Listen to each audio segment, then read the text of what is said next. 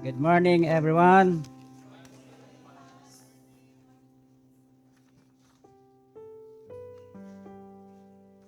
Puri po, Panginoon, sa ating napaka-anointed na praise and worship. At patuloy po tayo manatili sa presensya ng Panginoon sa ating pong pag-aaral ng Kanyang banal at makapangyarihang salita. So, ang ating pong teksto sa umagang ito ay matatagpuan po natin sa Hebrews chapter 12 mula verse 26 hanggang 29. Pero bago po natin basahin ang ating teksto, tayo po muna ay humingi ng gabay sa Panginoon. Maraming Diyos, sa pangalan po ng Panginoong Yesus, sa gabay ng Banal na Espiritu, salamat po muli sa magang ito. Sa araw na ito, Panginoon, na kami po ay nagkatipon-tipon sa ibang biyaya, Lord. At salamat po at alam namin na ikaw nalagod sa aming papurit pagsamba sa iyo, O God, because truly you inhabit the praises of your people. Salamat po, Ama, sa indakang presensya sa aming kalagitnaan at ikaw nga po magpala na yung mensahe sa umagang ito. Natuloy nga, Lord, ito po ay magbibigay sa amin ng encouragement, O Lord, o maging mga pagtutubid, Panginoon. At salamat sa tagumpay na ipinagkalob mo na sa iyong mensahe. At muli, Ama, sa po namin ibinabalik ang lahat ng pasasalamat, papuri at karangalan sa matamis at makapangyarihan pangalan po ng aming Panginoong Hesus. Lahat tayo po magsabi ng Amen and Amen. So, basahin po natin sa Hebrews chapter 12, 26 hanggang 29. Whose voice then shook the earth, but now he has promised, saying, Yet once more I shake not only the earth, but also the heaven. Now this, yet once more, indicates the removal of those things that are being shaken as of things that are made, that the things which cannot be shaken may remain. Therefore, since we are receiving a kingdom which cannot be shaken, let us have grace by which we may serve God acceptably with reverence and godly fear, for our God is a consuming fire. Sa binasa natin ito, mga kapatid, ang sinasabi po ng Panginoon sa mga huling araw ay dati, nung panahon ni Moses, sabi niya, ito tinutukoy ng panahon ni Moses, na he shook the earth. You remember nung binigay niya yung Ten Commandments kay Moses at yung mga Israelita na nasa baba ng bundok ay nainip sa paghihintay kay Moses, di ba? So gumawa sila ng Diyos-Diyosan, no? At nung bumaba si Moses, nakita niya yung ginawang iyon ng mga Israelita at siya'y nagalit. Pati ang Diyos siyempre nagalit. At dahil nga pinayanig niya yung sabi, yung mundo at marami ang napahamak, no? Noong time na yan. Sabi niya, but now, pinangako niya, once more I will shake not only the earth, but also the heaven. At ang dahilan ay upang manatili yung mga hindi mauuga o matitinag. No? At ang mga madaling matinag, yun ang mawawala. At sabi niya, the things which cannot be shaken may remain. Are we living in the last days? Of course, the answer is yes. The last days started, kailan nagsimula ang last days o the end of days? Ito'y nagsimula ng mag-ascend si Jesus, no, sa heaven at yung kanyang second coming. So yan yung in between that event, yung ascension ni Lord sa heaven at yung pagbabalik niyang muli, yan ay bumubuo ng last days. So, clearly we are in the last days. And we are seeing so many signs of the last days. From a Christian perspective, the last days is generally believed that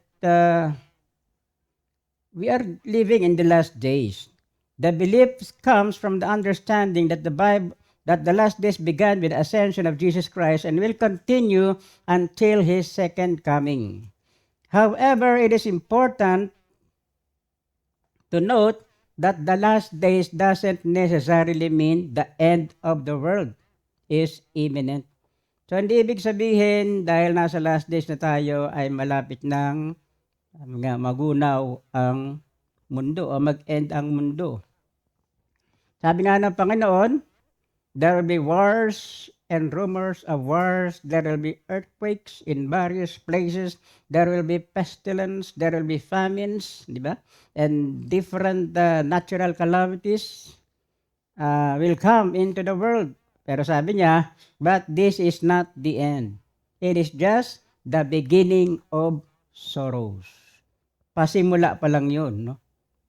Those are the signs of the times, of the last days. So it does not mean that the world is imminent or coming to an end is imminent, but rather it is a specific period in God's plan. So before his second coming, a lot of shaking will happen and are happening now. We can see earthquakes in various places, different parts of the world. At sabi nga, it will intensify. No? Mas at patuloy natin panalangin sa Panginoon na i-preserve, no? Yan ang ating bansa, no? Ating mga kabayan sa mga ganitong malalakas na lindol na lately it happens to Russia, no? 8.8, di ba? 8.8 yung ano niya. Ano tawag doon? 8.8 ano yan? Magnitude, no? At praise God at hindi ito nagdulot ng tsunami. Kasi ang isa sa tatamaan ng matinding tsunami, siyempre malalapit sa Russia. Lalo na yung yung Hawaii, no? Kaya nagkaroon ng warning, no? Sa Hawaii at sa ibang parts ng Amerika na pwede magkaroon ng tsunami. At praise God at hindi nangyari ito. No? But it will intensify. Mas lalakas pa ang mga typhoons, different kinds of natural calamities. Naranasan na natin yung COVID, and there will be famines, pestilences. Yung paglaganap ng AIDS o yung HIV virus, no? Lalo na sa ating bansa, ito ay part of ng judgment ng Panginoon, no? Siyempre, resulta ito ng mga pinagagawa ng tao. And different kinds of natural calamities, no, will happen. So sa buhay natin, everything is subject to change. Nothing remains constant on earth. Nothing remains permanent. Amen? Minsan sa isang iglap, mayroong mga pangyayari na pwedeng magpabago sa ating buhay. Kaya nga, ang kailangan lamang ay lagi tayong handa at laging nasa Panginoon, nakakapit sa Panginoon, upang kahit anong pag-uga, no, pagyanig ang dumating sa ating buhay, mananatili tayong nakatayo. Baka sabi nga, those who trust in the Lord can never be moved. Yung totoo talagang nagtitiwala at nananampalataya sa Panginoon, anuman ang dumating mangyari sa buhay niya, hindi siya matitinag dahil siya ay nakatayo sa bato.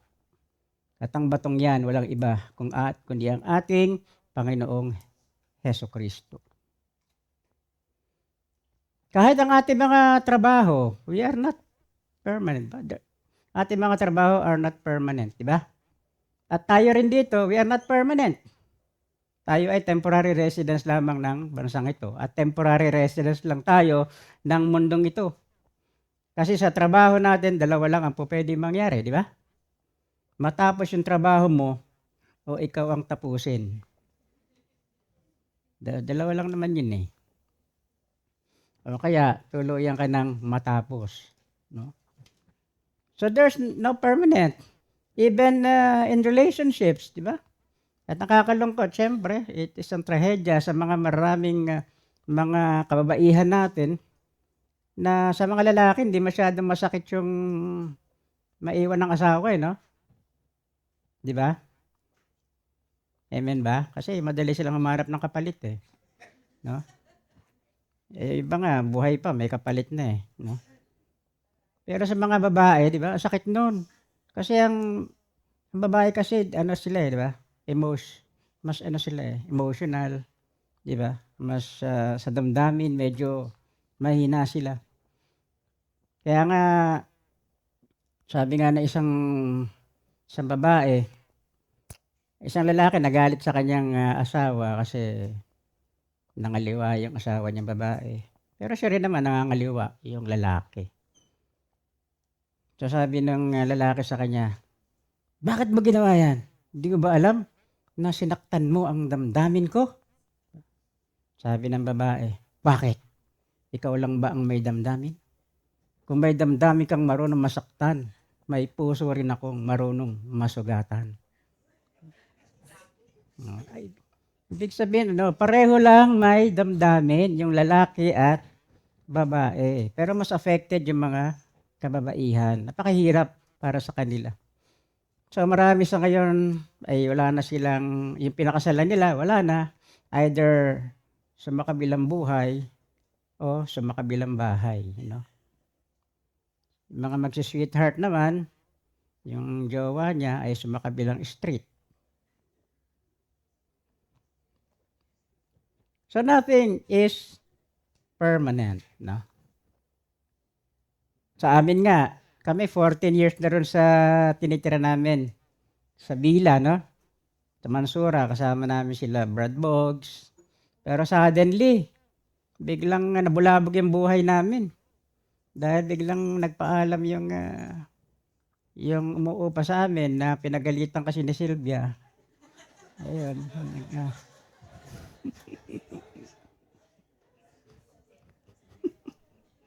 Biglang nagpaalam. Hindi ko naman kaya i-shoulder yung buong di ba? Kaya napuwersa kami na lumipat, no? Ng bahay. At kahapon lang, may pangyayari na muntik na namang bumago sa aming buhay. Pero purihin ang Panginoon at kumilos siya at naging okay naman ang lahat. Pero matindi rin yung nangyari kahapon sa bahay. Pero praise God,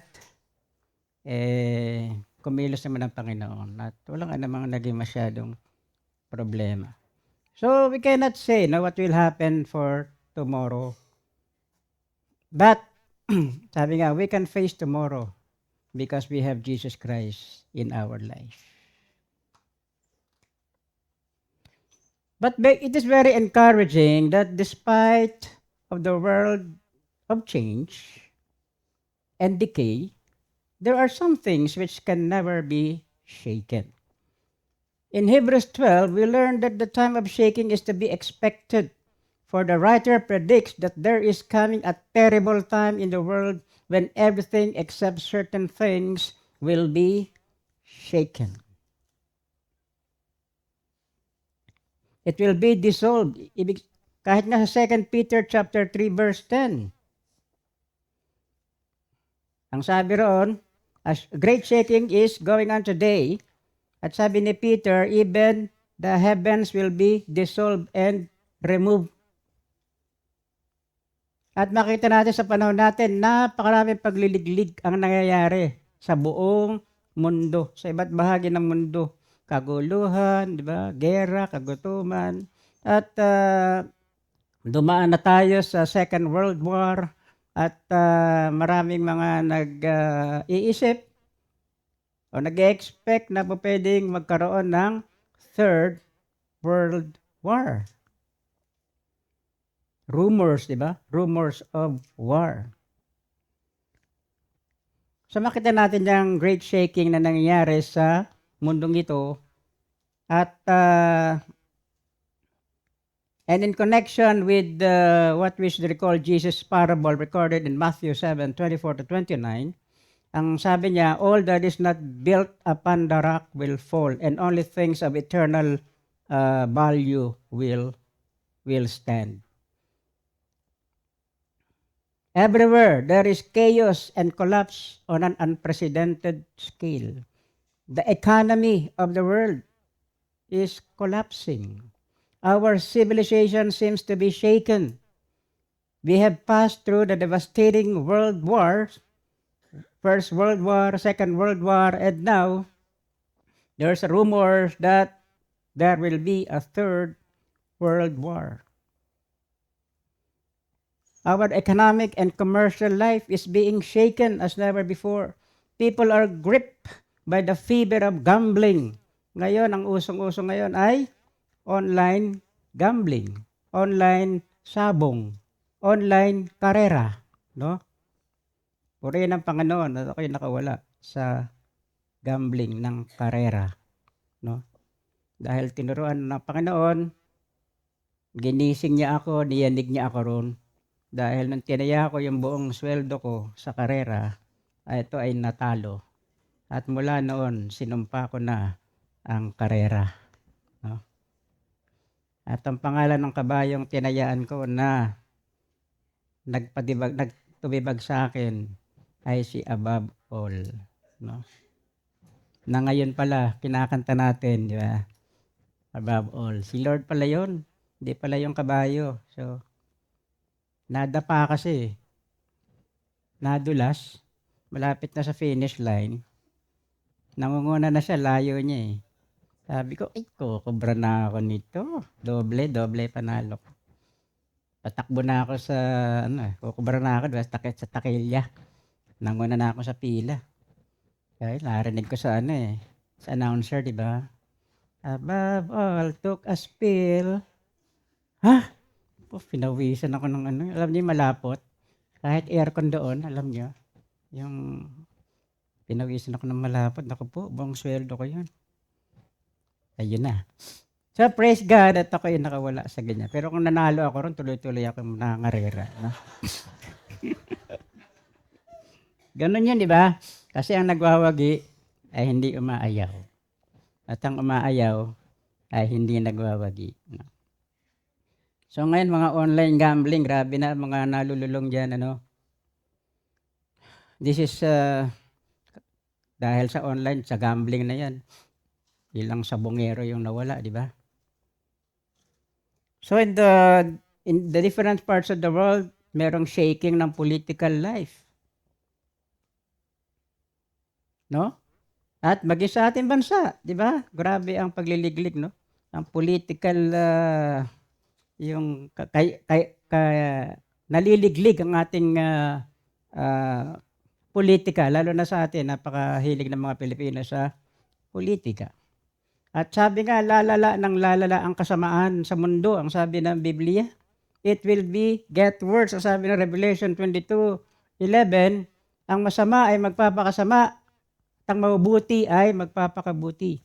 At sabi ng sa Timothy, 2 Timothy 11, terrible days, no? Terrible times will come in the last days.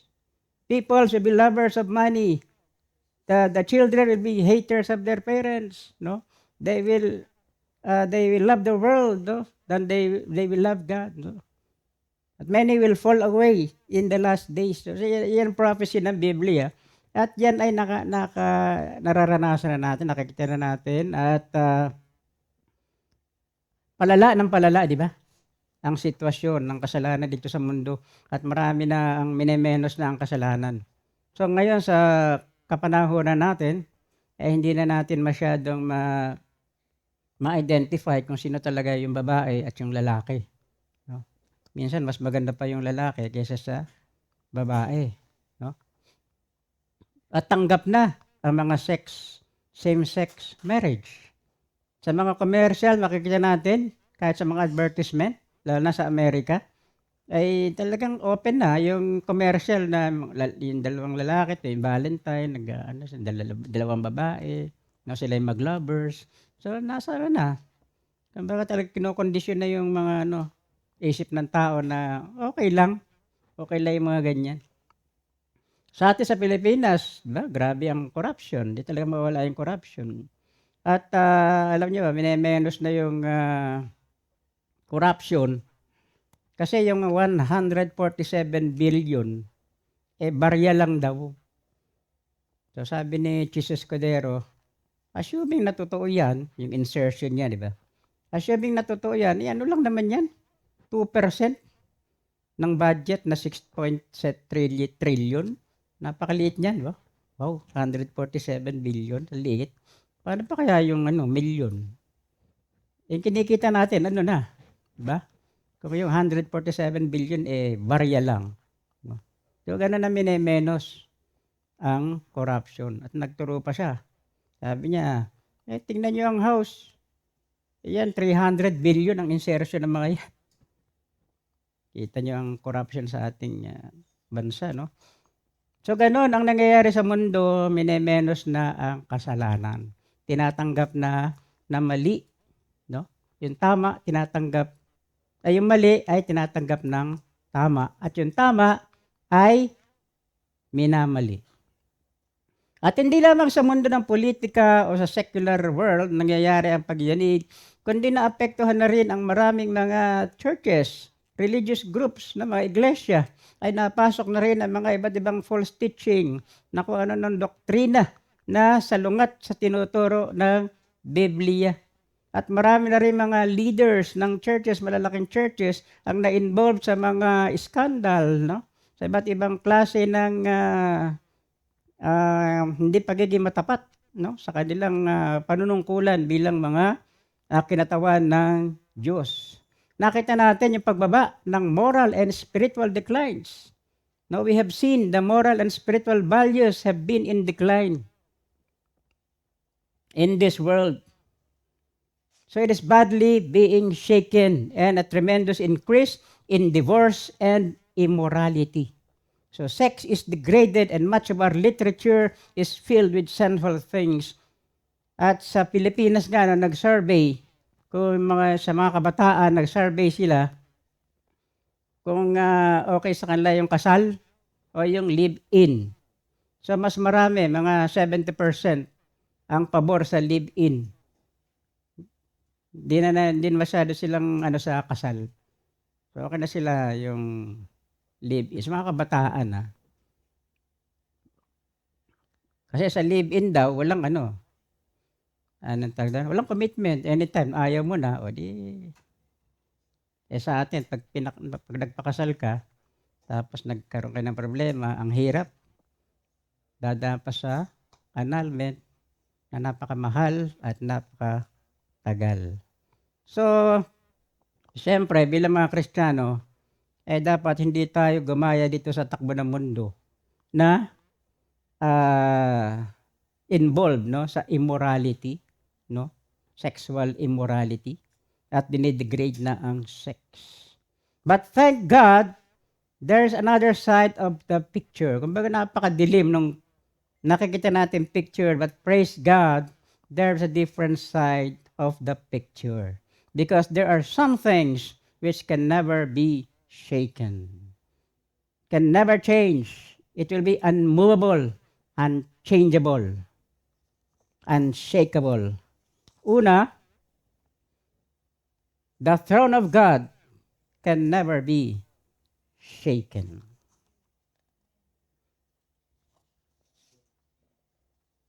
So there are several references to the throne of God in the Bible. So Jesus calls heaven God's throne. In Matthew 5:34, sabi ron, heaven is my throne and earth is my footstool. Recalling God's statement in Isaiah 66 verse 1, And other references is God's throne are found in 2 Chronicles 18 and Revelation 22, Ano ba ang throne? A throne is a uh, special seat reserved for monarch. When the Bible speaks of God's throne, the emphasis is on God's transcendence, dignity, sovereign rule, authority, power. Ibig sabihin, God is sitting on the throne. He rules over all the universe. He has the sovereign power. He has all the authority. Nothing in this world happened without His knowledge and without His permission. Because even, sabi nga ng Panginoon, even the hairs of your head are numbered. Sabi niya, walang babagsak na isparo o mamamatay na isparo na hindi pinapahintulutan ng Panginoon, na hindi niya batid. So lahat ng bagay na nangyayari sa mundong ito ay may kapahintulutan ng Panginoon. So may limitasyon pa rin si Satan kung ano ang kanyang gagawin sa mundong ito. At hihingi pa siya ng permiso sa Panginoon. At praise God sa ating mga mananampalataya, ang pangako ng Diyos ay no power of the enemy can harm you without my permission. Yan ang napakagandang pangako ng Panginoon. So ang God's throne, it is a place of power and authority. No? Sabi nga sa Hebrews 1:8, di ba? Your throne, O God, is forever and ever. No? Will last forever. So God's throne is a place of power and authority. So sa vision ni Prophet Micaiah, so 2 Chronicles 18:18, Prophet Micaiah relates his vision of God's throne, in which spirit beings stand in attendance. And also, makita natin sa Job chapter 1 verse 6, where God demands answers from the angelic beings summoned there. No? So, God's throne is also a place of majesty and honor. The Bible says that when Jesus ascended to heaven, He sat down at the right hand of the throne of God. So, there is no higher place than heaven. So, God is the King of heaven, and Jesus holds the place of honor at God's right hand. Of course, God's throne also is a place of perfect justice. Ang sabi sa Psalms 9:7, He has prepared His throne for judgment. And the final judgment described in Revelation 20 is called the Great White Throne, where the unbelievers or the evil dead na nag-resurrect ay haharap sa great white throne of judgment. And they will be judged, no, with finality, and will be sent to the burning of yung lake and sulfur. So it's a place of judgment, perfect justice. And God's throne also is a place of sovereignty and holiness. So God reigns over the nations. God is seated in His holy throne. He does whatever He pleases, and all He does is good. And God's throne also is a place of praise. John's vision of heaven includes a scene in which a new song is being sung in praise of the one who sits on the throne. Sa Revelation 14, verse 3, nakita natin yung vision ni John na nasa paligid ng trono ng Diyos, no? Yung lahat ng mga angelic beings, yung mga redeemed na maawit sila, nagpupuro sila doon sa nag-occupy ng throne.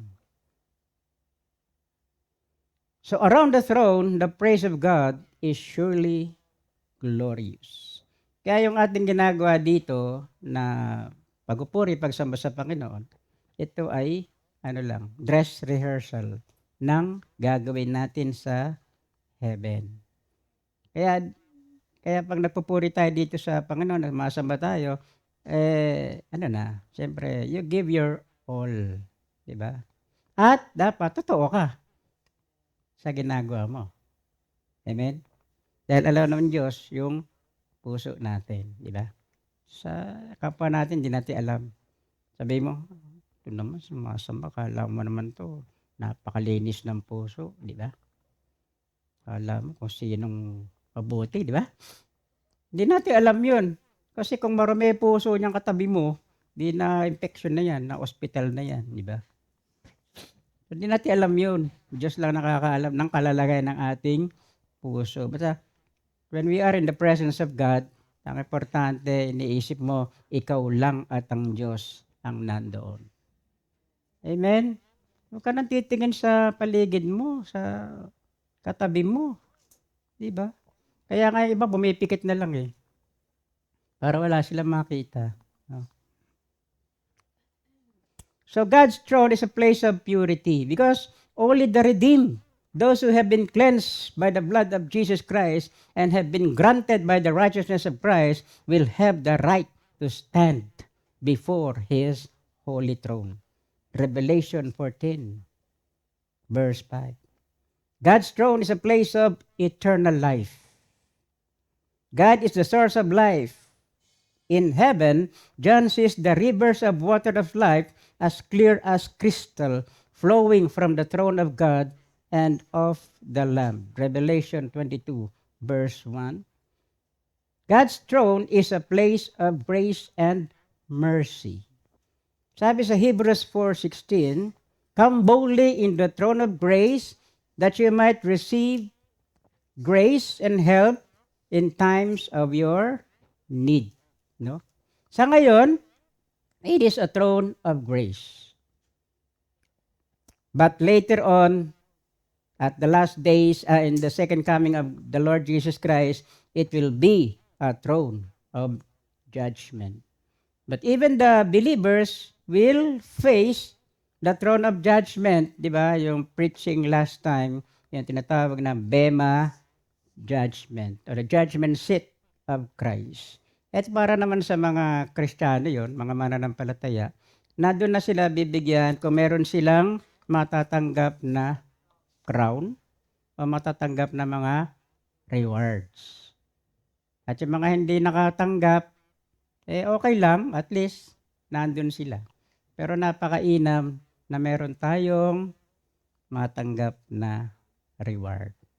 At tandaan natin, ang basihan ng Panginoon sa reward ay ang faithfulness. Gaano ka katapat sa ipinagkatiwala sa iyo ng Panginoon? No?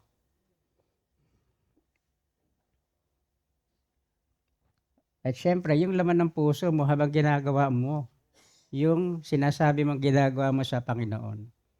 Halimbawa, worship facilitator ka dito.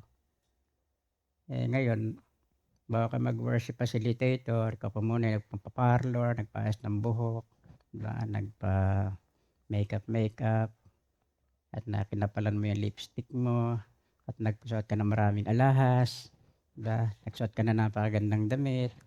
Ibig sabihin, parang ang pinapakita mo yung gusto mo makita yung sarili mo, parang ganun. No? So, yun laman ng puso mo, pag ganun, walang reward yun. No? Zero. Okay, nagpe-preaching ka, na iba naman yung gusto mong nasa puso mo habang ikaw nagpe-preach. No? Na gusto mo lang mayroon kang tirahin, mayroon kang patamaan, no? Mayroon kang pasadahan, no? Iba yung motibo, ba? Kasi may mga preacher na ganun eh. Yung mahilig, buti lang, di ako ganun. Hindi ko dire-direkta, no? Pero,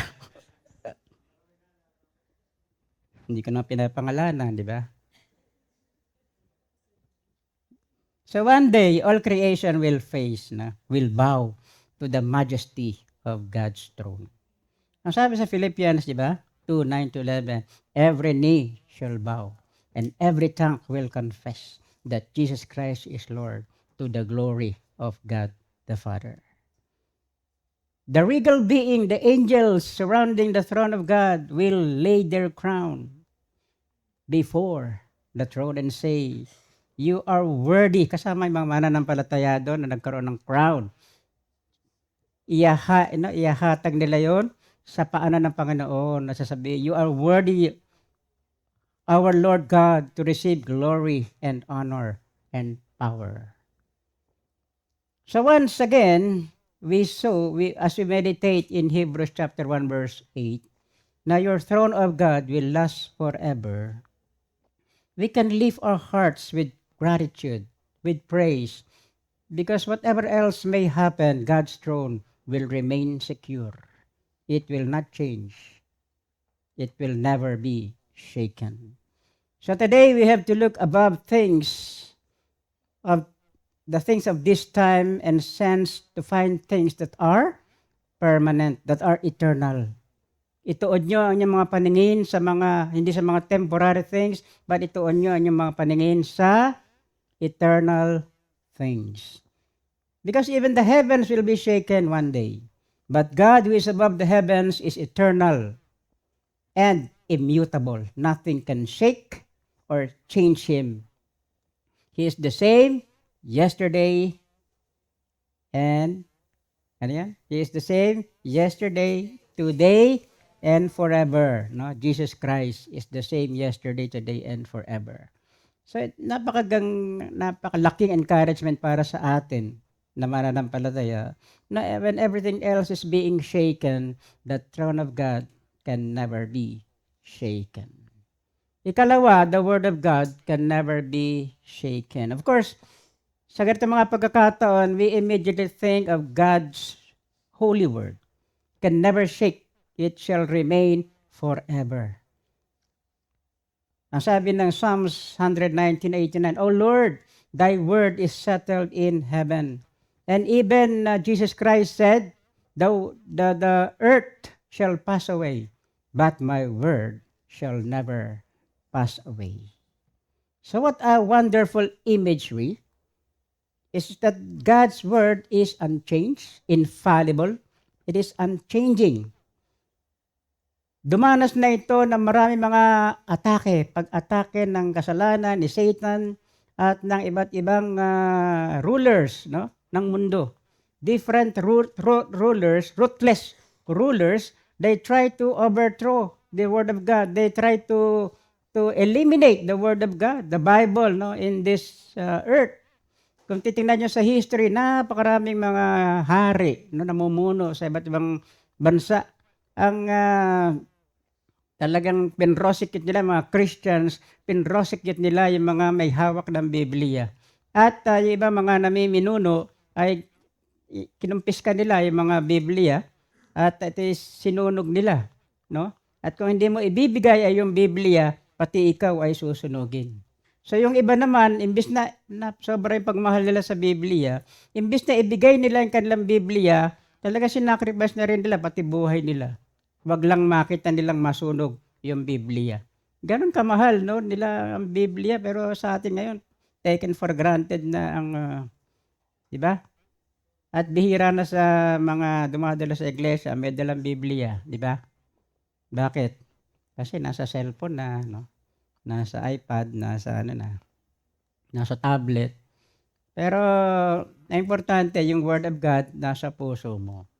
Dahil pag nasa puso mo, ito ay maipamumuhay mo, no? Pero ganoon talaga, no? High-tech na kaya. Pero nung panahon yun, grabe, no? Kahulugan ng buhay nila yung pag ng Biblia. Alam niya, kilala niyo si Queen Mary? Queen Mary, nag-rule siya sa England noong 1553 hanggang 1558. Pero grabe, no? 5 years lang kanyang pamumuno. Pero grabe yung kanyang ginawa. At tinawag siyang Bloody Mary. Kasi ang nakita niya ang pinalitan niya yung brother niya na Protestant. Ngayon yung Protestantism ay kumakalat na sa England noon. Kaya nung pumalik siya sa trono, ang gusto niyang ibalik yung yung Catholicism, no? Kaya ang ginawa niya, nag-order siya na kumpiskahin ang lahat ng mayroong Biblia at ito ay sunugin. At marami rin siyang mga pinapatay na mga mananampalataya, mga Kristiyano. At ang klase ng pagpatay na ginawa niya, pinagawa niya, ito ay sinusunog ng buhay, no? Doon sa stake, di ba? Mga Kristiyano, ilalagay doon, tinatali doon sa parang krus at susunugin ng buhay. Kaya nga tinagurian siyang Bloody Mary. So, ganun katindi ang kanilang pagsisikap. Siyempre, ginagamit sila ni Satan para wag na makarating ang Biblia sa kapanahunan natin. But praise God, the Word of God can never be shaken. At ngayon, hawak-hawak pa rin natin ang infallible Word of God. At habang iniisip natin yung mga bagay na yan, may tatlong bagay tayong masasabi patungkol sa Biblia. Una, its promises can never be shaken. It has been estimated that there are 30,000 of them, but not one has ever failed or will ever fail. There are promises for every child of God and for every situation in our life. Sa bawat sitwasyon ng ating buhay, may kaakibat na Word of God. Because its promises can never be shaken. At marami na ang prophecy na natupad. Thousands of them natupad na. At alam natin yung mga hindi pa natutupad, ito ay magkakaroon ng katuparan. Because God's Word can never change.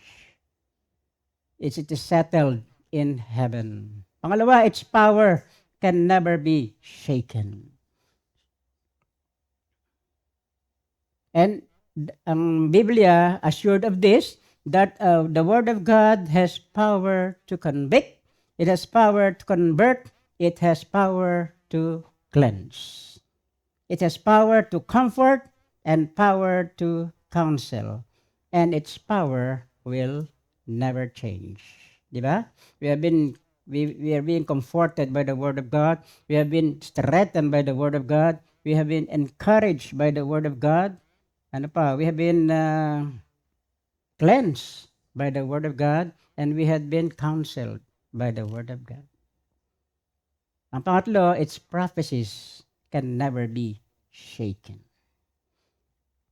Men may scroll at the prophecies contained in the Bible, but by doing so, they only fulfill what the Bible says, that they will scoff at the Word of God. So many of the Bible prophecies have already been literally fulfilled, and all the prophecies that await fulfillment will also be literally fulfilled. But thank God, in this shaking world, our chart and compass are secure, at ito ang Word of God. Ang compass, kailanman hindi kanyan imamali. Di ba? At ganoon din ang Word of God. Sabi nga, ang Word of God ating compass ng ating buhay. Pag ito ang sinusunod natin, kailanman hindi tayo maliligaw. Because the Bible is thoroughly reliable. If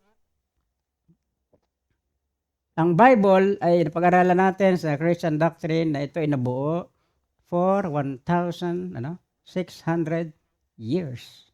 Tumagal ng 1,600 years bago nabuo yung Genesis to Revelation, at iba't ibang tao ang ginamit ng Panginoon para sumulat ng Biblia, pero hindi ito nagko-contradict sa bawat isa. Yun ay isang himala, di ba, ng Biblia. Pangatlo, the Church of God can never be shaken. Sabi ng Panginoon sa kanyang salita, sa Matthew 16:18, He assures us of this amazing statement na sabi niya roon, upon this rock I will build my church, and the gates of hell shall never prevail against it. So there is no human, even Satan, can never shake the church of God. At what is the church of God? Pinag-aaral natin sa Christian doctrine. The church is not a building. It is not a structure.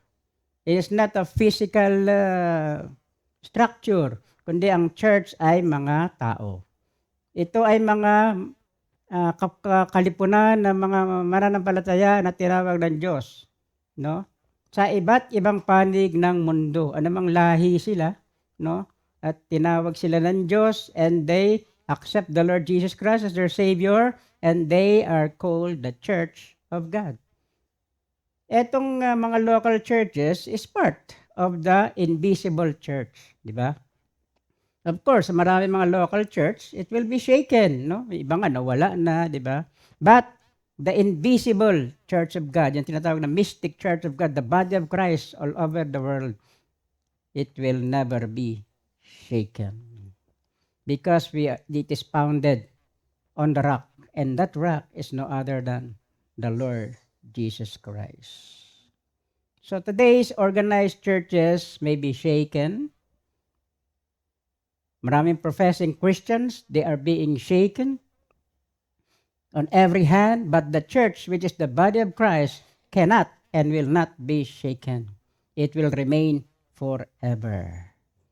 The visible church will be shaken, but the true church will never be shaken. And one day, Jesus Christ will marry His bride and the church. Diba? Kaya nga the church is called the bride of Christ. So sabi ng Panginoon sa Ephesians, di ba? Yung marrying the bride of Christ, ito ay ang sinisignify nito yung deep and intimate relationship between Christ and His followers. So the imagery is drawn from the biblical concept of marriage. It emphasizes Christ's love for the church, His sacrificial act for her, and the eventual glorious union between them. So are you truly a member of the family of God under the lordship of Jesus Christ? If so, then you are a member of the church, can never be shaken. It will remain forever and ever. Sabi nga ng Panginoon sa Ephesians, husbands, love your wives, just as Christ loved the church and gave Himself up for her, to make her holy, cleansing her by the washing with water through the world, and to present her to Himself as a radiant church without spot or wrinkle or any other blemish, but holy and blameless. So one day, kasama tayo, no, pakakasalan ng Panginoon. Ibig sabihin na, pag sinabing pakakasalan, we will be with Him forever and ever. So the church of God will remain forever. Lastly, the child of God can never be shaken or can never be moved. The statement of child of God can never be moved is a spiritual concept often associated with the Psalms 125 verse 1 na sabi roon, those who trust in the Lord are like Mount Zion, which cannot be shaken but endure forever. So sabi rito, those who trust in the Lord are like Mount Zion. Ang pinagtitiwalaan mo lang ba ay walang iba kundi ang Panginoong Hesukristo? So this implies that those who have true faith in God and seek to follow His will are steadfast and secure like a mountain that remain unmoved. This idea is also connected of being rooted in God's love and power. At marami mga promises sa Biblia ang nagsasabi na yung pinapangakuan ng Panginoon, yung security ng kanyang mga mananampalataya. Doon na lang sa John 10:27, di ba? Sabi niya ron, I know my sheep, no? And they know me, and they listen to my voice. Then, sabi niya ron, and no one can snatch them out of my hand. Ano yun hindi pwede i-confess lang yung no one can snatch me out of God's hand. Kasi dapat kompleto. Kasi pag ilangan tinukoy mo, out of context ka nun. Yung una sinasabi niya, I know my sheep, and they know me, and they follow me. Yun. Pag ganun ka, nakakatiyak ka na ano man ang mangyari, you will never be move. Kasi ang buhay naman natin dito, siyempre, pansamantala lang. Ang sabi nga ng Biblia, di ba, sa Psalms, you have, pero tinakdaan ng Diyos na tao mabuhay hanggang 70 years old. At pag medyo malakas-lakas ka pa, abot ka ng 80 years old, di ba? But those days are full of trouble, di ba? Sabi sa Psalms. But praise God, alam naman natin na kung ganito talaga tayo totoo sa Panginoon, we will never be shaken. Ano man ang mangyari sa mundong ito, sa ating buhay, nakahawak tayo sa pangako ng Diyos, nakahawak tayo sa Kanyang kapangyarihan, at hindi lang tayo nakahawak sa Kanya, tayo ay Kanyang mahigpit na hinahawakan. So many biblical promises of God's concern of every one of her children, of His children, and of the pledge to keep them secure until He comes or until we leave this world. No, He will lead us safely home. Those who truly trust in the Lord will never be shaken. So sa atin pong pinag-aral na to, it's very encouraging that whatever decay, troubles, or sufferings, or trials happening in this world, these four things will remain the same, will never be shaken, and we have received a kingdom that will never be shaken. Now, let every Christian rejoice in these three things. The throne of God can never be shaken. The Word of God can never be shaken. The Church of God can never be shaken.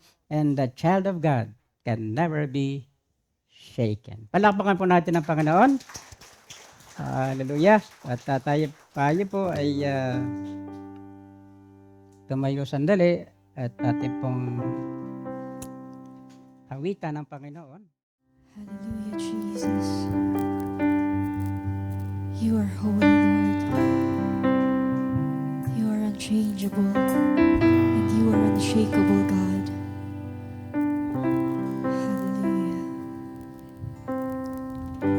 You are not a God created by human hands. You are not a God dependent on any mortal man. You are not a God in need of anything we can get by your plans. That's just the way it is.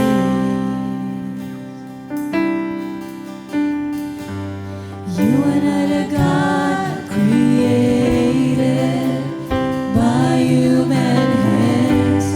You are not a God dependent on any mortal man. You are not a God in need of anything we can give by your plans. That's just the way it is. You are God alone from before time began. You are on your throne. You are God alone. And right now, in the good times and bad, you are on your throne. You are God alone.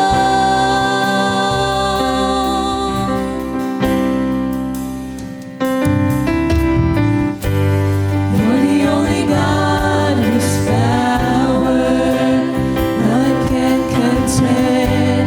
You're the only God whose name and praise will ever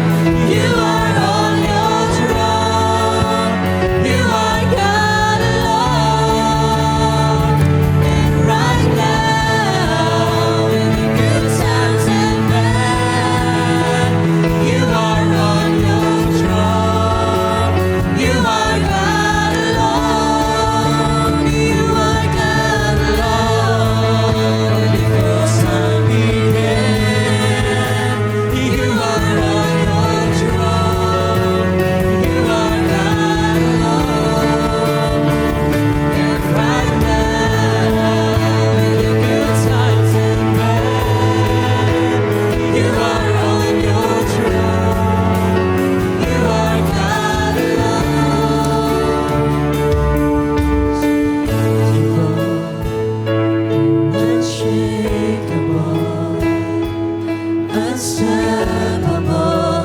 That's what you are. Unchangeable, unshakable, unstoppable. That's what you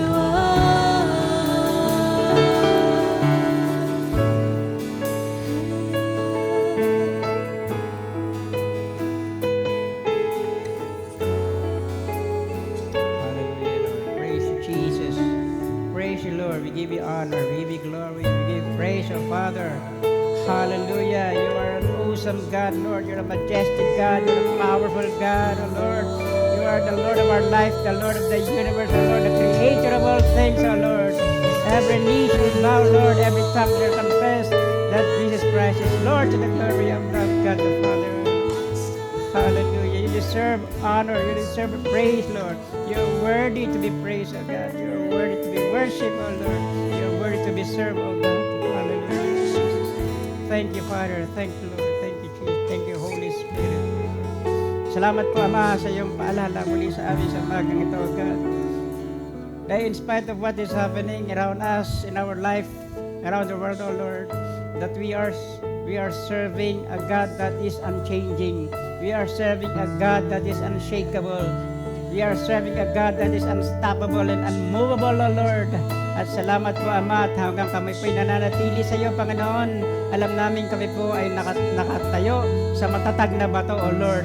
Because Jesus Christ, you are the rock, O Lord, na kailanman ay hindi matitinag, Panginoon. At salamat po sa gitna ng mga aming mga trials at problems na dinaranas sa aming buhay, O Lord, mga challenges ng buhay na ito, O God, ay patuloy mo kami tinutulong at pinapalakas at binibigyan po ng kalakasan, O Lord, na patuloy na maglingkod sa mga sa iyo, Panginoon, at patuloy na manatili, Lord, sa pananampalataya sa iyo, O God. At salamat po sa iyong paalalang ito, O Lord, na